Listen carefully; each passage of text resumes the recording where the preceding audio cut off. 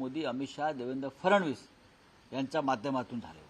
राऊत साहेब, आणखी एक विषय आहे की अजित पवार बारामतीकरांना असं म्हणाले, मतदान करताना एक गोष्ट लक्षात ठेवा, पवारांनंतर मीच तुमचा वाली आहे.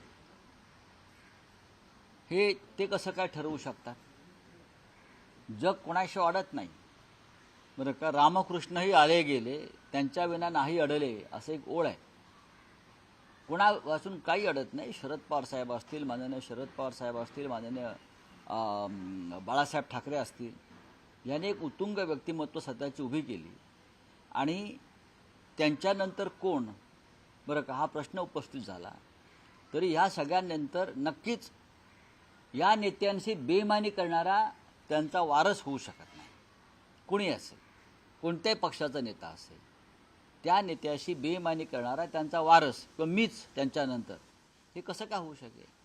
असं होऊ शकत नाही.